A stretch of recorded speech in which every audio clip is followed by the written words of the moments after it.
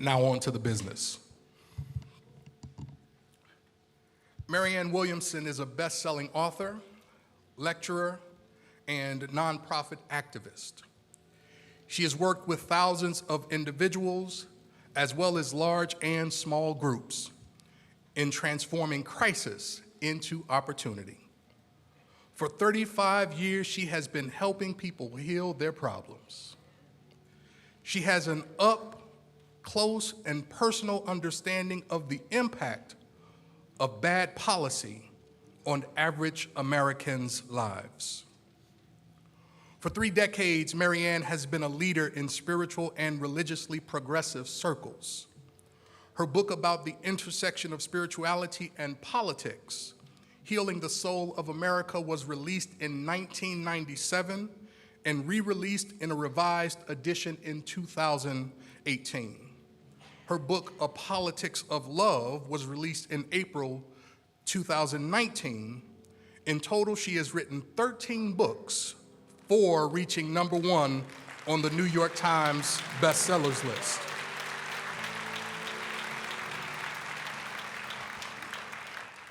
Marianne has founded nonprofit organizations such as Project Angel Food.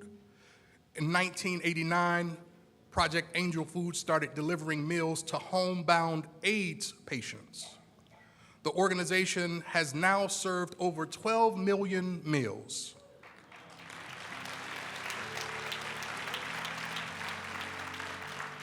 She has also worked throughout her career on poverty, anti-hunger, and racial reconciliation issues. In 2014, she co-founded the Peace Alliance and supports the creation of a U.S. Department of Peace.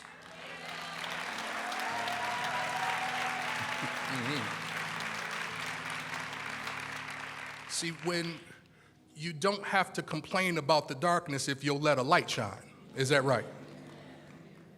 In addition, she advocates a cabinet-level department of children and youth to more adequately address the chronic trauma of millions of American children.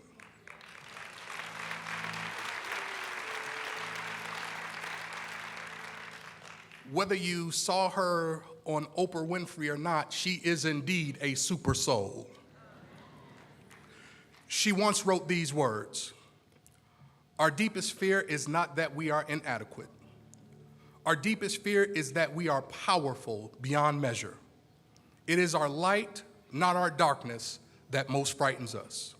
We ask ourselves, who am I to be brilliant, gorgeous, talented, and fabulous? Actually, who are we not to be?"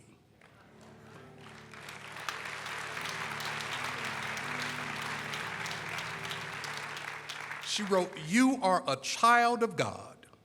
Your playing small does not serve the world. There is nothing enlightening about shrinking so that other people won't feel insecure around you. We were born to make manifest the glory of God." Christ Universal Temple, I'm happy to present to you Mrs. Marianne Williamson.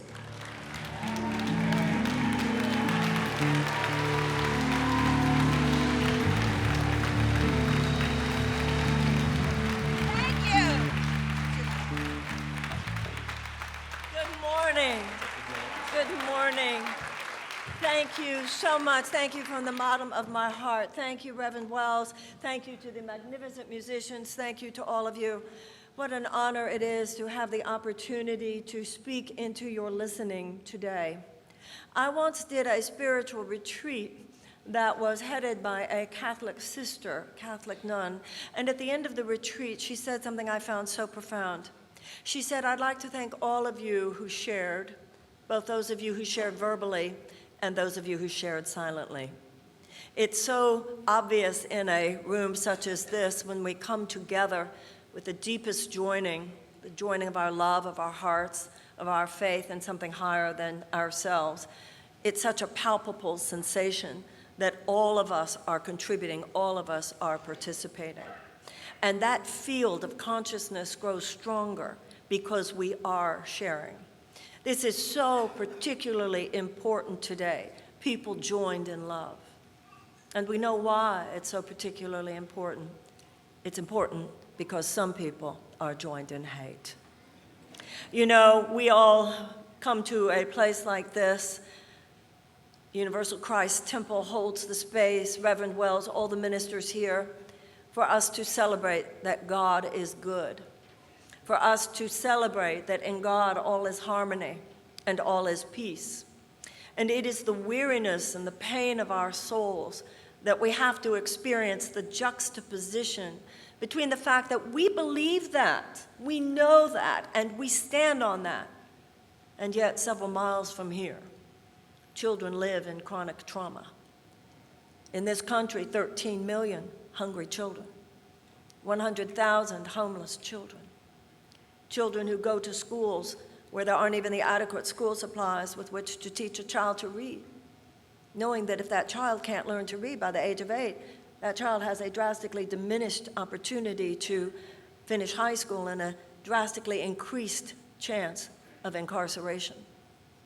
Knowing that in some places in the world where if a woman such as myself, with the things that I say, particularly campaigning for president, particularly as a political candidate criticizing my government the way I do, how aware I am as a woman that there are countries in this world today where if I said a fraction of what I say, I would be hauled off to prison, probably tortured, and possibly worse. How do we live with that juxtaposition within our hearts of knowing that on one hand, God is so good, and on the other hand, such unnecessary suffering occurs each and every hour of each and every day? I heard somebody say recently that because I came from a religious and spiritual background, I just didn't understand that there's evil in the world. I laughed at that, given that our crowd is the one that names it. And so I think it's important for us to recognize that it is the spiritual and religious thematic that actually clues us in. It is the code written into all the great religious and spiritual traditions, which both explains to us the light and explains to us the darkness, and most importantly, explains to us what our part is in bringing forth the lightness when the darkness has come upon us.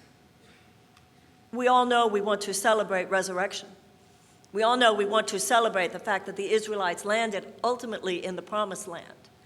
But we should not forget that before the resurrection, there was the crucifixion.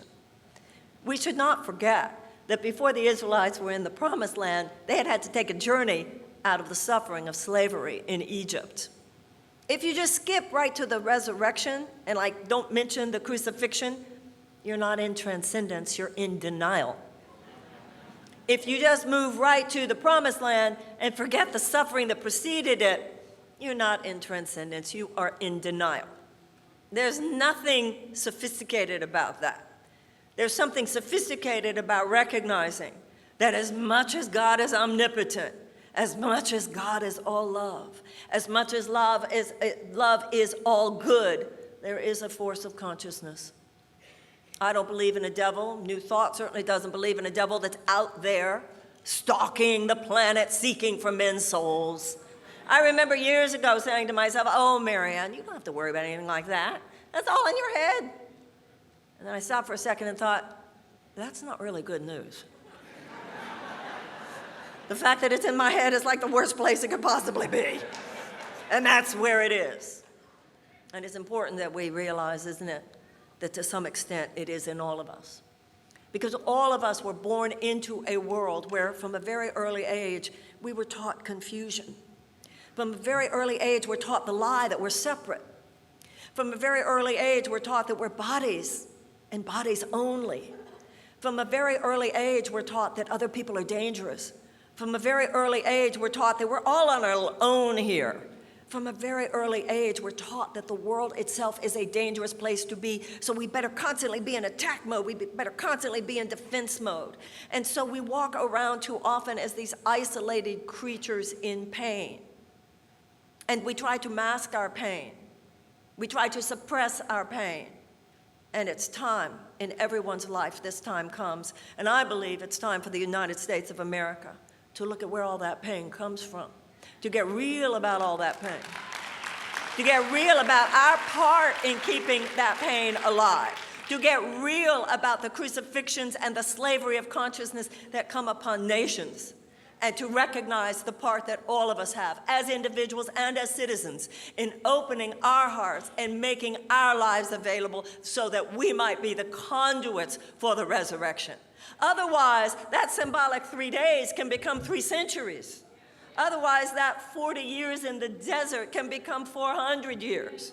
That 3 days means, yes, there's a crucifixion. Yes, there are forces that would invalidate love. Yes, there are forces that would destroy love. Yes, there are forces that would enslave. Yes, there are forces that would destroy. Yes, there are forces that hate. Yes, there are forces that would counter love at every turn. But God's will always prevails. God's will shall always be done. Love will always have the final word. That we can celebrate. We can celebrate the fact that love will always have the final word. However, it is incumbent upon us to be very clear how long that takes is up to us.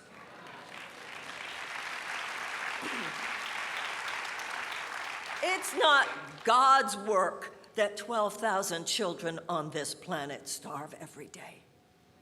It's not God's work that 1 billion people on this planet live in such deep poverty that it amounts to $1.25 and less a day.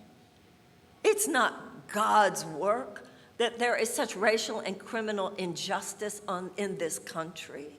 It's not God's work that 93 million people live in either poverty or near poverty in this country. It's not God's work that 1% of all Americans own more wealth than the bottom 90%. It's not God's work that we have elementary school children on suicide watch. It's not God's work, the state of our planet in such peril if we do not take drastic action. It is not God's work that we spend so many billions and billions and billions of dollars on ways to prepare for war and so little in comparison on ways to wage peace.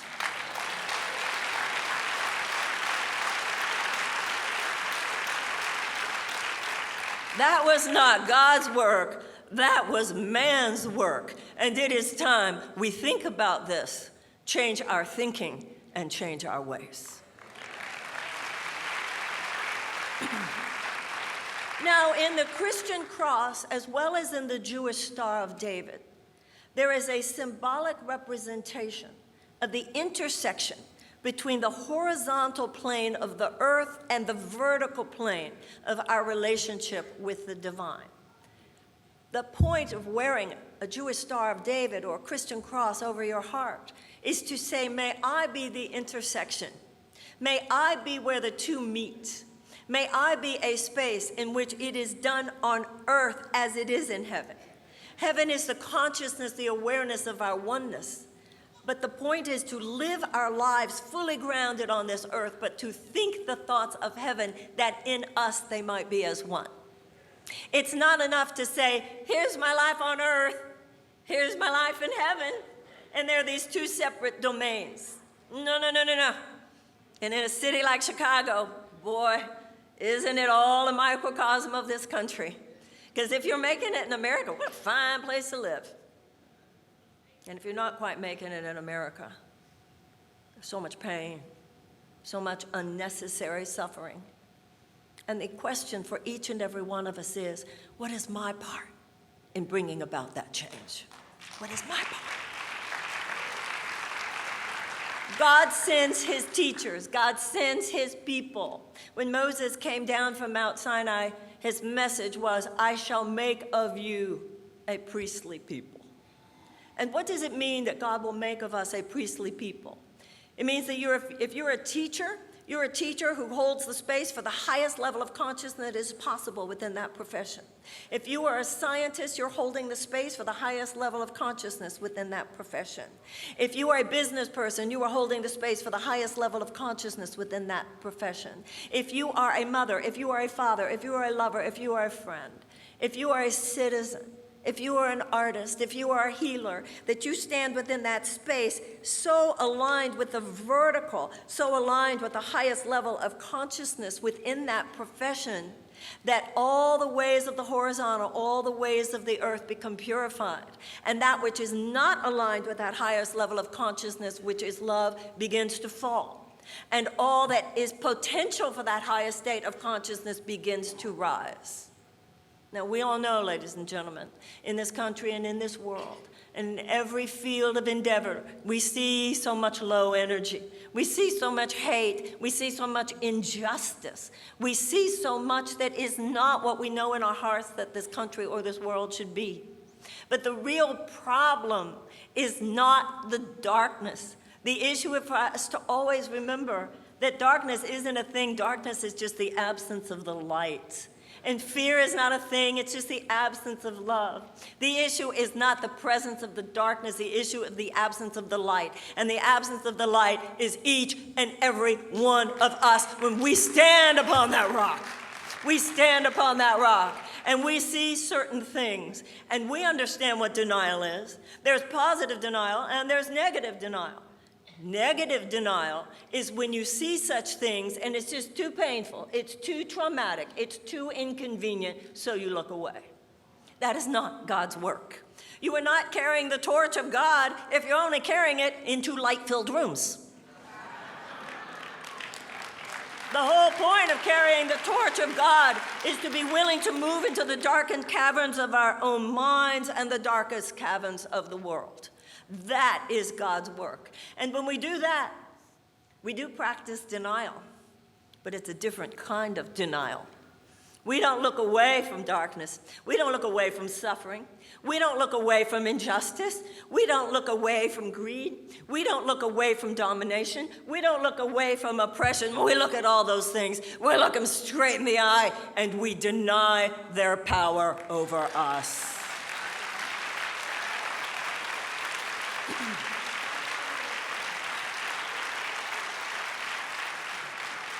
Because you see, all those things would scare us. And all those things would say to us, you and your children don't have a chance. I'm going to get you. I'm going to get you in your body. I'm going to get you in your soul. I'm going to get you on your streets. I'm going to get you in your government. I'm going to get you on your planet. And we tremble and we fear. But only until we remember who we are. And once we remember who we are, we look right back and we say, let me tell you something. Until I knew who lived in me, you scared me. Until I realized that there is a power in me through which you are nothing, you scared me. And so I trembled because everywhere I looked, it was like you were looking at me and saying, you leave. But I remember who I am now. I remember the power of God in me. And also, if I'm an American or a member, a citizen of any free society, I remember the power vested in me, not only by the love of God, but the power of the U.S. Constitution. And so, therefore, I have something to say to you. You leave.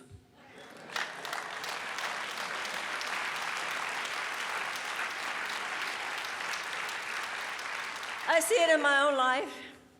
I see it in so many places. I've seen it throughout my life. I really see it now. So many voices. You leave. You leave. You have no right to be here. You know, it's an amazing thing when you know, I'm an American woman, I'm a daughter of God, and I'm staying.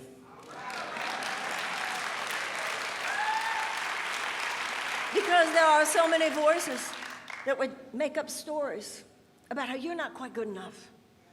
You're not quite good enough. You're not quite good enough. And so it weakens us. It debilitates us. And when we are weakened, then we don't know how to share our strength. When we feel disabled, we don't know how to share our abilities. But the problem is not the threats. The problem is that we have forgotten who we are. And so when we declare that God is good, it is so important that we remember it's not just that God is good, it's that God is good in us. God is good in us. And the issue isn't, dear God, how can you let children starve? The issue is God saying to us, how do you let children starve? The issue isn't, oh dear God, why all these wars, why all these wars, why all these wars? The issue is God saying to us, last time they started one, I don't remember you saying anything. The issue is all of the ways in which we must now awaken. The Course in Miracles says that a mass awakening, it says, first of all, it says that in the Bible it says that Adam fell asleep, and nowhere does it say that he woke up. The Course in Miracles says that there has been no mass awakening, but that this is the time in which the mass awakening begins. What does it mean to be spiritually asleep? What it means to be spiritually asleep is to realize, is to think that all the flesh and bone, that's all that's going on here. What it means to be spiritually awake is to know that something so much more is going on. To know that the universe itself is intentional. You know, in the Jewish book of wisdom, the Talmud, it says that over every blade of grass, there is an angel bent over whispering, grow, grow, grow. In every acorn, there is the architecture for the giant oak tree. In every bud, there is the architecture for the giant blossom. In every embryo, there is the architecture for the baby. And in each and every one of us, there is the architecture by which we might become the highest creative manifestation of who we are.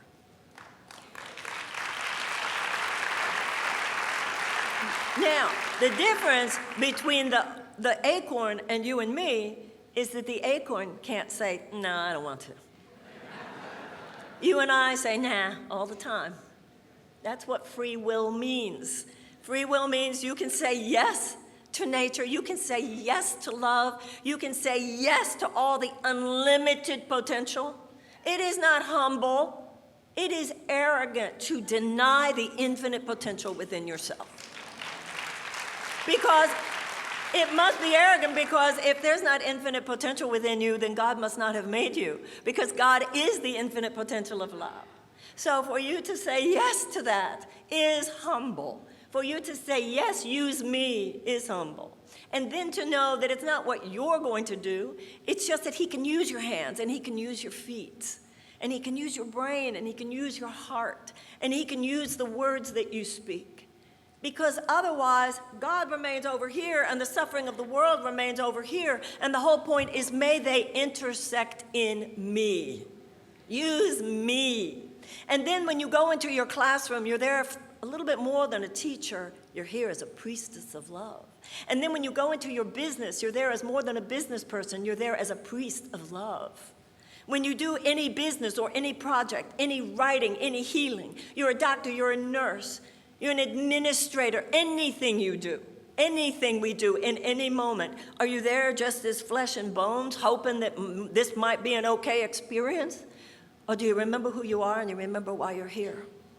Because we are children of God, which is the same thing as saying we are thoughts in the mind of God, which is the same thing as saying we are made of the stuff. The only difference between us and God is God made us, we didn't make him. But when God thinks a thought, he extends of himself. So all of the endless, infinite creativity of God, all of the potential of God is within each and every one of us. And our divine architecture is stuff that there is nothing. You know, in the Course in Miracles, it says that those who have achieved the most on this earth have achieved a fraction of what each and every one of us are capable of. None of us have even made a dent in what we're capable of. And so in our national life and in our global experience and in our personal lives, we're taught to look at what is and go, do you like it? Because you made it up. This is what you decided on. And you can change your mind. Anything can change out there as long as it changes in here. Because what's out there is just a reflection of what's in here. What's out there is just the symptom. What's in here is the cause. What's out there is just the effect. What's in here is the cause. All those suffering children, well, you didn't help them, did you? All those hungry people, didn't quite feed them, did you? All those wars, you didn't quite wage peace, did you? So many areas where, oh, we just don't know how it happened.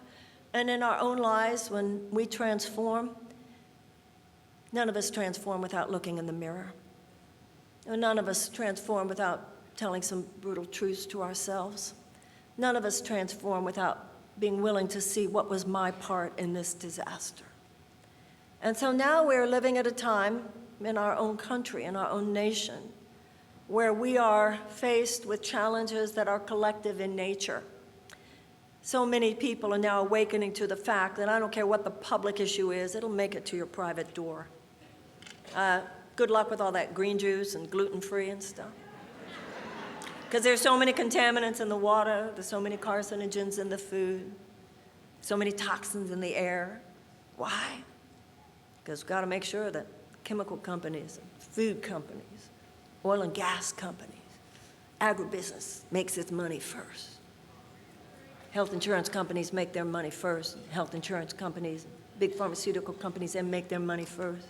Banks make their money first. Gun manufacturers make their money first. Oil and big gun manufacturers, defense contractors make their money first. Nuclear industry makes its money first. So is the real problem the fact that the American government is now instituted in such a way and is constituted in such a way and acts in such a way that for all intents and purposes, it's not a government of the people, by the people, and for the people right now. It's a government of, by, and for those huge multinational corporate interests I just mentioned. Our government is a government of a few of the people, by a few of the people, and for a few of the people. But is the real problem that that's the case? Or is the real problem that we all let it get this bad? Is the real problem that that's the case? Or is the real problem that we are even thinking of allowing that to continue? You know, I read a book called The Invention of Wings. Invention of Wings by Sue Monk Kidd. It was a very meaningful book to me. It's about these two women called the Grimke sisters who actually lived. They were born into a slave-owning family in Charleston, South Carolina, and they were converted to the abolitionist cause by the Quakers, and then they became leading abolitionists and feminists. And what the book was, the insight that I got from it was the process, the psychological and emotional and moral and spiritual journey that someone would take, and there were many, who were born into slave-owning families and then realized where they were, and realized what their family was about, and realized what their city was about. I remember I was at a slum in Kenya, and I was watching a young man. It's one of the biggest slums in the world called Kibera. And I was wondering, I was looking at this young man. He was looking down at this creek, but really the creek is just sewage. And I was looking at these children, and I was looking at these teenagers, and I was wondering, I wonder at what age they really realize where they are.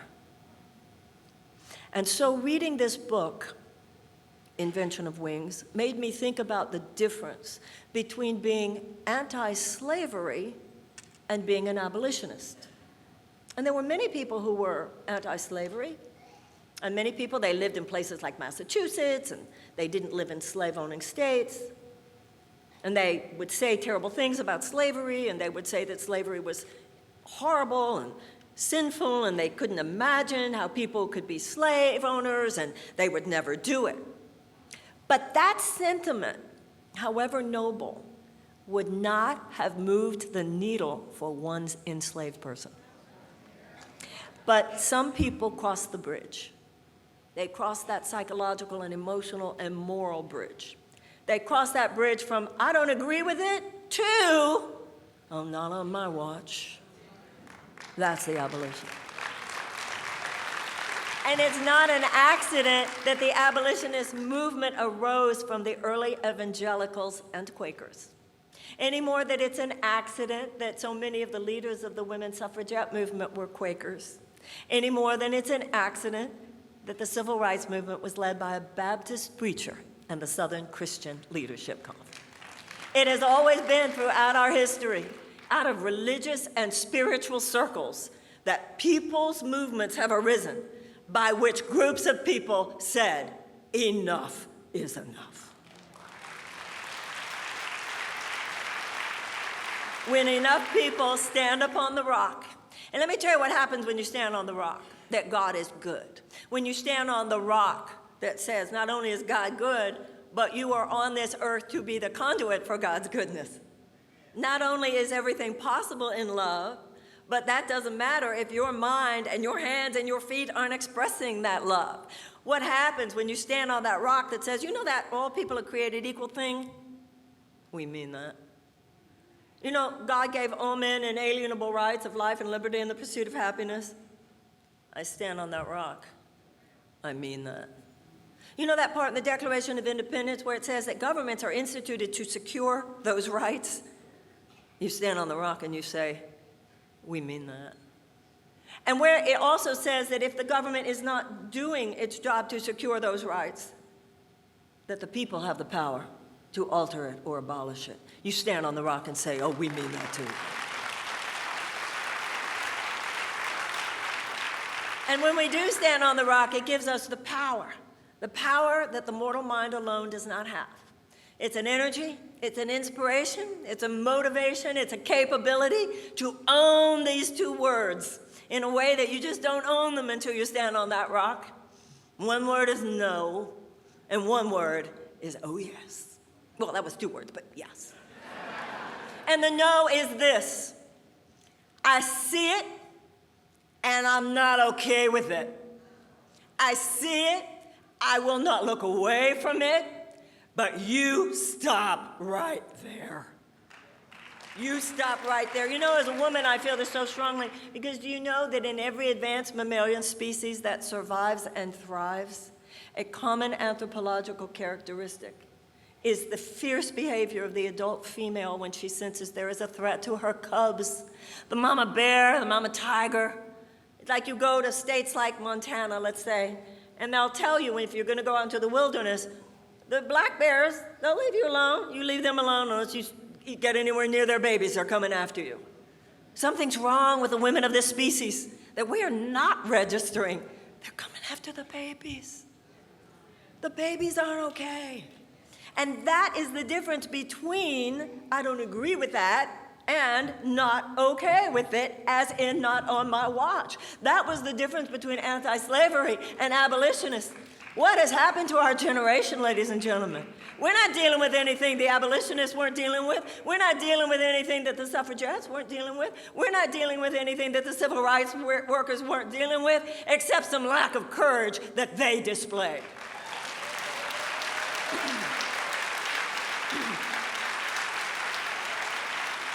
What do you call economic injustice? What do you call rape of the planet? What do you call mass incarceration? What do you call racial disparity in criminal sentencing? What do you call an endless war machine that is at the expense of genuine trying for peace? What do you call the complete erosion of our democracy, turning it into a corporatocracy? What do you call that except just a national crucifixion? It's all what these symbols mean. It's what fear would do. It's what lovelessness would do. And we must stand on the rock of knowing that we have been not only given the rights of this extraordinary possibility, just the possibility that we could create a society in which all people could soar. All people could spread their wings. All people could unleash their spirits. All people could uncap their dreams. We've never fully lived it or manifested it, obviously. Those principles were written into a document. The 56 men who signed that document, the Declaration of Independence, they themselves, 41 of them were slave owners. So that dichotomy has always been with us. That dichotomy, that bipolarity is part of the characterological makeup of our country. But every generation writes its chapter in this ongoing story. Every generation has displayed both sides of the American character, ours no less than any other. That we aspire to the most enlightened principles of human possibility that have ever been inscribed in the founding of a nation, and the fact that we have from the beginning also had forces that would mitigate against and even transgress in the most violent ways against those principles. And now it's our turn. Now it's our turn to realize that in our time, in our era, with us present, America is both. Every generation decides, what chapter will you write? And we not only have to identify our problems, let us identify with the problem solvers in our past. And remember how many of them stood on the rock of faith, how many of them stood on the rock of commitment, how many of them proclaimed that where there was injustice, on their watch there would now be justice. Where there was fear, on their watch there would now be love. There was lack of mercy, but on their watch there would now be mercy. On their watch, there were some terrible, terrible forms of oppression, but on their watch, there would be freedom. On their watch, there were attacks and assaults on democracy, but on their watch, there would now be a new birth of freedom. Ladies and gentlemen, we have everything we need. The people who have stood up in former times, they weren't perfect people any more than we are perfect people, but they had within them, as we have within us, that which is perfect, and that which, in the presence of which all things are possible. They stood there on that rock, and they said no to what needed to be said no to, and they said yes to those things as yet unseen. That's the power of the yes that faith gives you. Obviously, the abolitionists could not yet see a world without slavery, but they knew it was possible. The suffragettes could not see a world without the suppression of women, but they knew it was possible. The civil rights workers could not see a world without segregation, but they knew it was possible, and they said yes to that which was possible. And they became conduits of the journey to the promised land. They became conduits for the resurrection. As they say, God, use me. Use my hands, use my feet, use my mind, use my mouth, use my tongue, use my hands. Do with me what you would want me to do and send me where you would want me to go and have me say what you would want me to say. Because I know that there are other people who think like I think, and there are other people who feel like I do, and there are other people who are feeling, I think we're supposed to say yes, I think we're supposed to say yes. So many millions of people who go, I really think we're supposed to say no to that, I really think we're supposed to say yes to that. And we will do in our time what people have done for thousands and thousands of years. Whenever things have gotten too dark and too terrible, however late the hour, there have always been people who've stood up and they have said, I will stand on the rock of mercy, and I will stand on the rock of justice, and I will stand on the rock of love. And in my time, before I die, I will see those things now come to pass. God bless you. Thank you.